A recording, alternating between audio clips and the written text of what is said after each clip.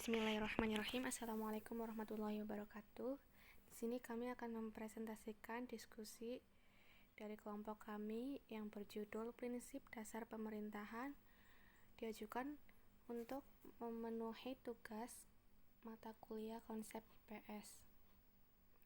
Disusun oleh kelompok 5, yaitu Dini Rohaini dengan NIM 2064119 dan Arif Pribadi dengan NIM 200641122. Prinsip Dasar Pemerintahan Republik Indonesia. Beberapa prinsip dasar sistem pemerintahan Indonesia yang terdapat dalam Undang-Undang Dasar 1945 adalah: yang pertama, negara yang berdasarkan atas hukum atau Rechtsstaat. Yang kedua, sistem konstitusi. Yang ketiga, kekuasaan negara tertinggi di tangan MPR. Yang keempat, majelis presiden adalah penyelenggara pemerintah negara di bawah majelis. Selanjutnya, presiden tidak bertanggung jawab kepada DPR. Menteri negara adalah pembantu presiden. Menteri negara tidak bertanggung jawab kepada DPR. Kekuasaan kepala negara tidak terbatas.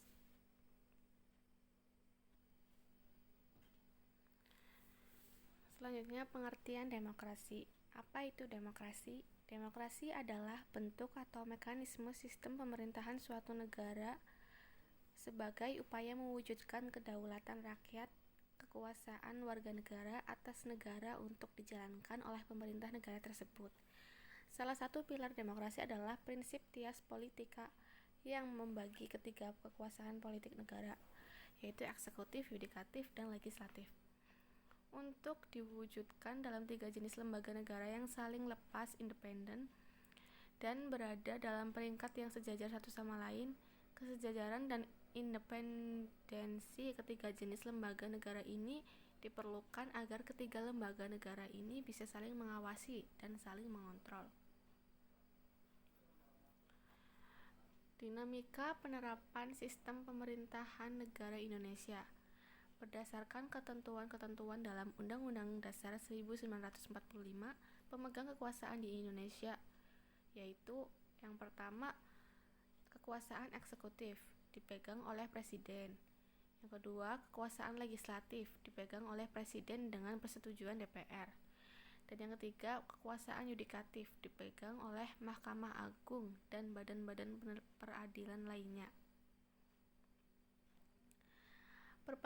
Perbandingan sistem pemerintah negara Indonesia berdasarkan Undang-Undang Dasar 1945 sebelum dan sesudah amandemen.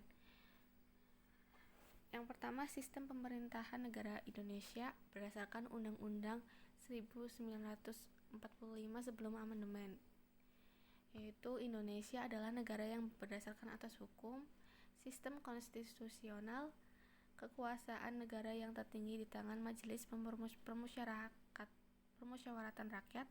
Presiden adalah penyelenggara pemerintah negara yang tertinggi di bawah Majelis Permusyawaratan Rakyat. Presiden tidak bertanggung jawab kepada Dewan Perwakilan Rakyat. Menteri negara ialah pembantu presiden. Menteri negara tidak bertanggung jawab kepada Dewan Perwakilan Rakyat. Kekuasaan kepala negara tidak terbatas.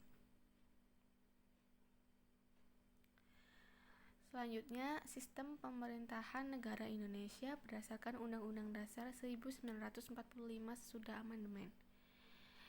Yang pertama yaitu bentuk negara kesatuan dengan prinsip otonomi daerah yang luas.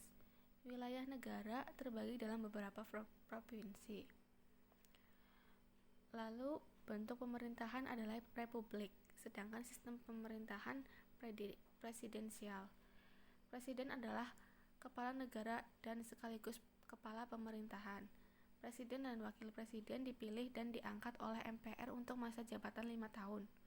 Untuk masa jabatan 2004 sampai 2009, presiden dan wakil presiden akan dipilih secara langsung oleh rakyat dalam satu paket melalui pemilihan umum.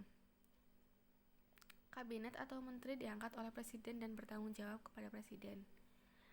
Parlemen terdiri atas dua bagian, bikameral, Dewan Perwakilan Rakyat, dan Dewan Perwakilan Daerah. Para anggota dewan merupakan anggota MPR. DPR memiliki kekuasaan legislatif dan kekuasaan mengawasi jalannya pemerintahan.